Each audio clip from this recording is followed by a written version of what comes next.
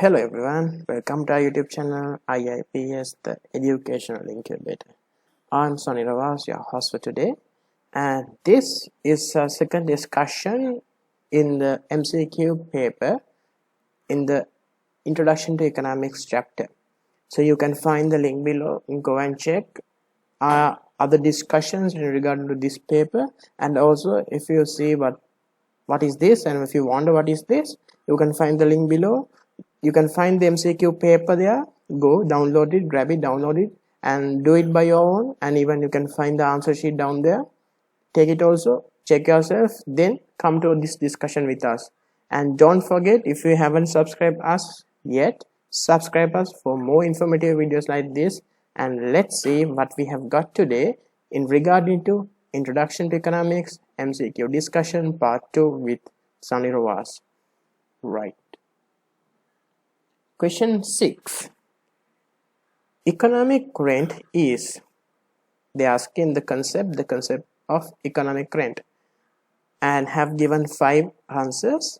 A payment for the use of the land, the income that must be paid to factors of production in order to keep them in their present employment, a payment that must be made to the central government for the use of the government services, a compensation for the opportunity cost of resources, payments to factors of production in excess of what would keep them from changing employment.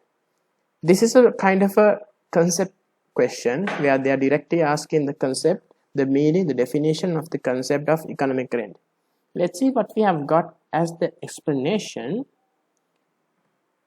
The first explanation in terms of this economic rent is, there are 2 parts. One is transfer earnings and economic rent. You must be thorough and you must be concrete that you are not misled with these concepts. First thing is transfer earning. Let's see what is transfer earning.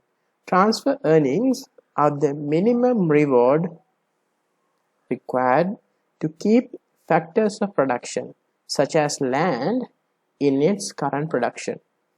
If you are employing some of your factors of production in your production process, this is the minimum earning or the minimum requirement. We call it as transfer earnings. And the other part is called economic rent. Economic rent is any amount earned by a factor of production such as land above the minimum amount they are required to keep them in a current production. Basically, what economic rent means, any additional thing, any additional earning you earn other than the transfer earning is identified as an economic rent. I have got a little example for you. Assume a person owns the land and he is willing to give that land to B person, and in return to that land he expects $10,000 in return, where B wants to have that land in his business as a factor of production and agreed to pay $11,000 in return for using the land of A person. In accordance to this question, this example, 10,000 becomes the transfer earning, the minimum requirement, where the additional 1,000, which becomes then the 11,000, that additional 1,000 becomes the economic rent for B person. Therefore, the economic rent is payments to factors of production in excess of what would keep them from changing employment. When you have been given an MCQ paper, you should go for the best suitable answer among the multiple answers.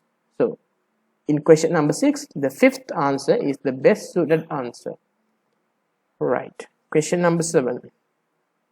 An economic system characterized by private ownership of the factors of production, market allocation of resources, and decentralized decision making is called. This question is basically asking about the economic systems. We know economics, we identify the behavior of the human beings And we know in economics we have got three basic economic problems, like what to produce and in what quantity to produce, how to produce, and even for whom to produce. In every economy, in every economic system, these three questions prevail.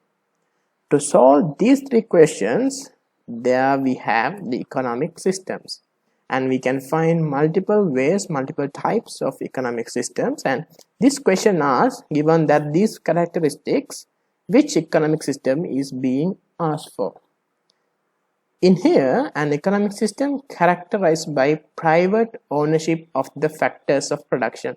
This is the first part where you can get the answer, private ownership of factors. We know basically according to the answers they have given, private ownership factors are basically being there, especially in the market economies.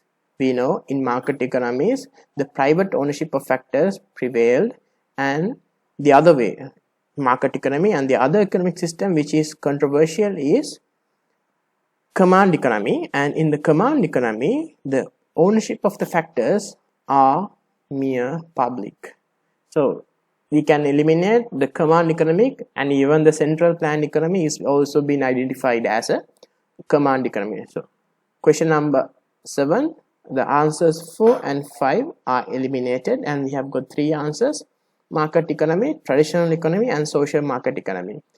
And when it comes to traditional economy, the ownership of the factors are basically behaved and dependent upon the traditions, norms, religious beliefs, history, likewise.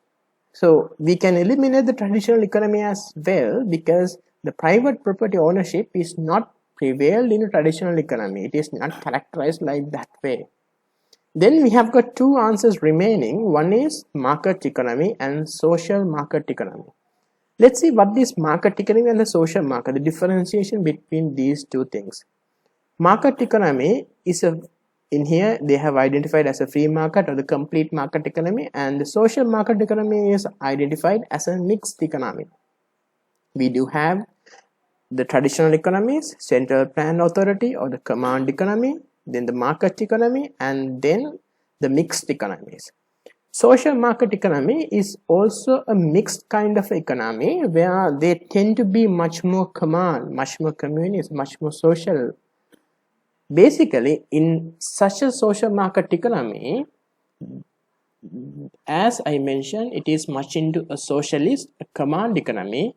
This decentralized decision making is less likely to be happen. In a social market economy, the decentralized decision making is less likely to be happen, and it is much more towards a liberal market economy. As the liberal market economy is not mentioned here, we can directly go to the answer as the market economy. We know in a market economy, we do have the private property ownership, and we do have the market allocation of resources. The market allocate the resources, the price mechanism allocate the resources, and there we have this decentralized decision making where the governments play a limited role in the market mechanism. Right. Question number 8. When the price mechanism is used to allocate resources, market prices. When the price mechanism is used to allocate resources, market prices must rise, are usually regulated by the government, are solely determined by the production costs, do not respond to changes in the demand, signal to producers the strength of demand and supply. We know in price mechanism, where the Adam Smith called as the invisible hand, the demand and supply factors determine the price, where the government play a minor or no role in setting up the prices. In accordance to this question, we know must rise. There is no ideology or there is no phenomena that when the price mechanism is allocating resources, that the market prices should rise all the time. So we can eliminate that thing. Are usually regulated by the central government. We know in the price mechanism, in a free market economy, there is no central government playing a big role. So we can eliminate that thing as well. Are solely determined by the production cost. It's a questionable thing where we know that it is not solely determined by the production cost, because the price is determined by the demand and supply.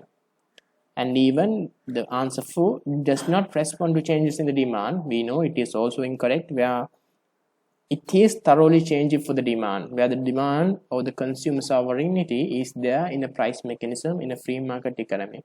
So the final answer of signal to producers, the strength of demand and supply, is the right answer, where when the price mechanism is used to allocate resources, market prices will signal to producers. And we know in the price mechanism, prices do have 3 functions, which we can discuss in the coming questions. Question number 9. One of the main functions of price in a market economy is to allocate scarce resources, provide a mechanism for firms to make profits, improve economic stability, improve the distribution of income, determine the elasticity of demand curves. This is a very direct question. Main function of price in a market economy. We know in a market economy, price mechanism play the bigger role, and price have 3 main functions, right? So in here, they are basically asking about these 3 questions, these 3 functions. What is the 3 functions of price, right? First thing, we know price act as a signaling function, right?